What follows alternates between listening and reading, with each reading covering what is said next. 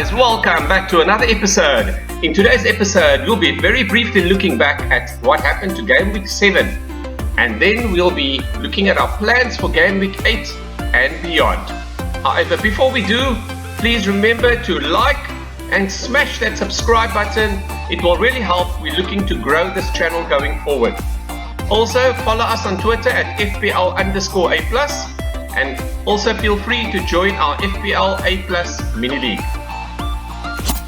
So what happened in Game Week 7? Game Week 7 in a nutshell, all FPL managers got 0 points. This was as a result of the passing on of Her Majesty the Queen. If you did not take a points hit, you might have even had your rank slightly improving. In our particular case, our rank improved by about 9,000. We went from about 691,000 to 682,000. So that is a green arrow game week. So quite happy with that. So planning going forward, which are the players that we are really targeting? These are who we've got on our watch list currently. So Nick Pope, who's been in unbelievable form. Looking at the fixtures also, the next three, Bournemouth, Fulham and Southampton, definitely on the watch list as the number one go-to keeper. Cancelo, he has been playing on the right-hand side wing with Walker that's been injured, and on the right-hand side he tends to be much more attacking, as he showed in the European match last week. His fixtures are also looking pretty good, so he's also one to keep an eye on. Jarrod Bowen hasn't been in the best of form this year. However, West Ham as a team hasn't been.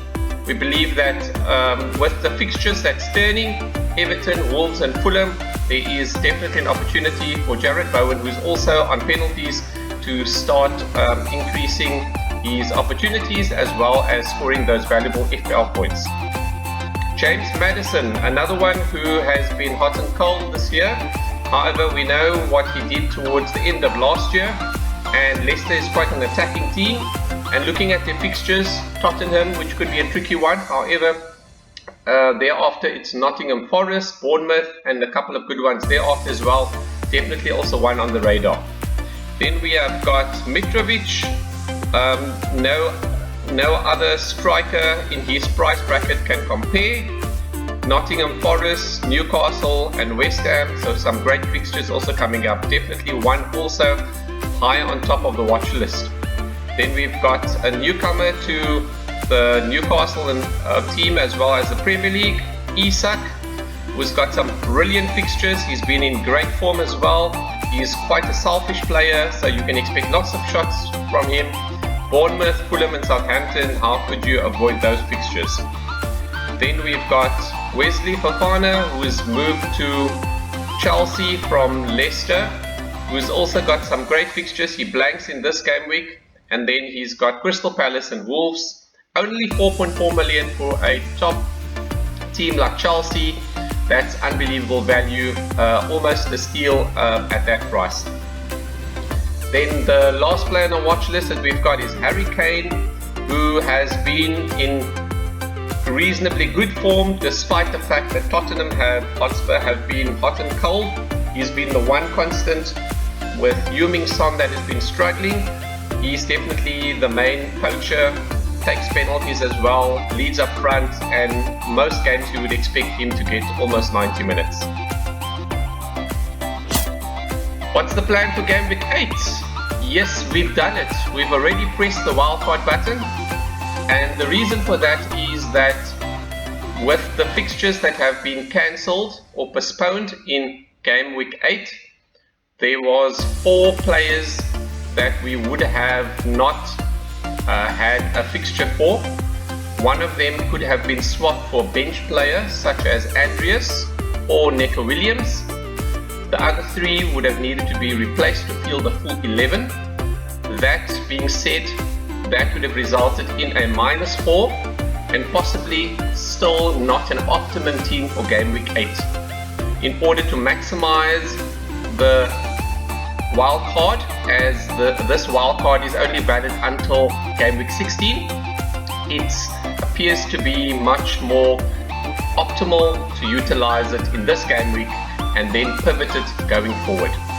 In the next plan that we will present, we'll show you how we're setting up our wildcard in Game Week 8 in terms of 2 different options, and also pivoting from Game Week 8 to Game Week 12. Okay, so here's the 2 wildcard teams for Game Week 8 that we are comparing, as well as the plan going forward for both teams. So most of these players in here would include the players that were on our watch list that we showed earlier. So starting off with team number 1, starting at the back, we've got Pope, then Perisic, Cancelo, Trippier. Those fixtures look quite tasty. Then we've got in midfield Martinelli, De Bruyne, Maddison and Bowen. Also quite a solid midfield. Then we've got Mitrovic, Isak and Haaland as likely as our captain. So a brilliant attacking front 3. On the bench we've got Ward, Neco Williams, Andreas and Fofana. Then looking at team number 2, quite similar with subtle changes. We've got Pope, Perisic, Cancelo, Trippier, then Martinelli, Maddison, Bowen, Kulusevski, Mitrovic, Kane, Haaland. And then on the bench we've got Iverson, Neco Williams, Andreas and Fofana. If you look quite carefully, the main difference is De Bruyne and Isak versus Kane and Kulusevski. So effectively it is, who do you think will score more points, De Bruyne or Kane, which are the 2 premiums, and then Isak against Kulusevski. However, this team number 2 has got 3 Spurs players, so it's putting a little bit more eggs into the one basket to take advantage of the fixture against Leicester. On the bench, it's exactly the same except the goalkeeper. Ward is in the first team versus the second team has got Iverson, who is 0.1 cheaper. Those funds could potentially be valuable down the line. Looking then at the plan for game week number 9. So game week 9, if you have a look, the transfers that we've got in mind, at this stage there is nothing. The plan is to roll it. All the fixtures up front look pretty decent. In midfield they look reasonable as well, and at the back they also look pretty decent. Perisic is the only doubt whether he starts or gets limited minutes. However, Neco Williams plays Leicester and Fofana plays Crystal Palace. Those are 2 players that could also potentially start if required. This decision we'll make closer to the Game Week 9 deadline once there is any further development in terms of team news. Moving then to Game Week 10. So Game Week 10, the move is Perisic to James, resulting in utilization of one of the 2 transfers. The rest of the team stays the same, and team number 2, Kulusevski, moves to Zaha, and the reason for that is Zaha plays Leeds, who can be quite leaky at the back, and the fixture is at home. So in both moves we are transferring out 1 Spurs player. Okay, moving then on to game week number 11. Game week number 11, the move is Isak to Tony. This is still a potential move. The reason for this is potentially if Callum Wilson comes back from injury, he could potentially then be most likely the main talisman, and Isak could potentially move to the wing, or then Isak could have limited minutes. So that is to secure the minutes of a talisman that is more nailed on, and Tony is the one that Brentford rely on and has been in great form this year. And also the fixture against Brighton, who are Potterless, should also be quite a good fixture for Brentford. The second move is Bowen to Zaha, and that is because Crystal Palace play Leicester, and that could be quite an attacking fixture for Crystal Palace.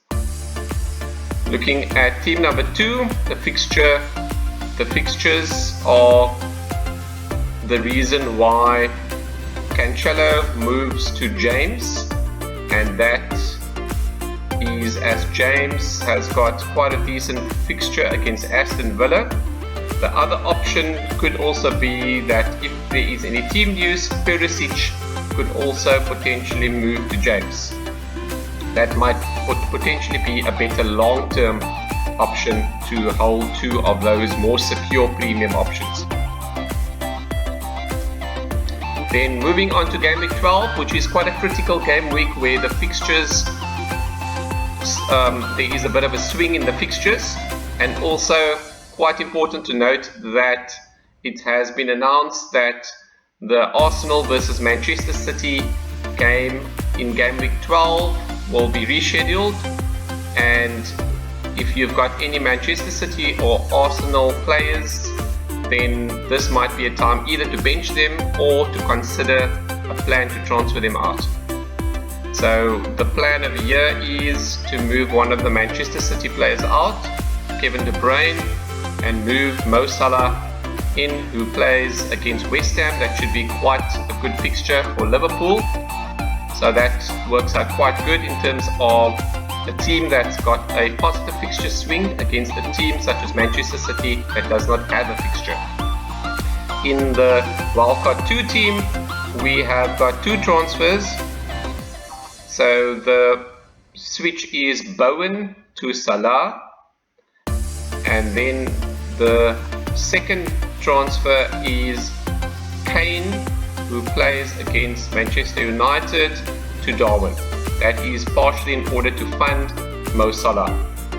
The other potential option could also be that if Darwin is unlikely to start, if there's any team news, Ivan Toney, who is in Team 1, could also be the person to replace Harry Kane. If you look at the 2 teams, the way they are lining up, they are basically very much the same. The main difference is you've got Darwin instead of Toney, and you've got Perisic instead of Cancelo. So effectively, you could actually gravitate to the same team by the time you get to game week 12. That is basically the 2 plans that we are looking at currently, unless there is any other team news or major developments ahead of the game week 8 deadline. Keep in mind it is on Friday evening. It's not on Saturday. Then we will be sticking with one of these 2 teams at this stage, possibly favoring team number 1. However, this will be still finalized ahead of the deadline. Please let me know down in the comments which team for the wildcard plan do you prefer, wildcard team number 1 or wildcard team number 2. What is your preference?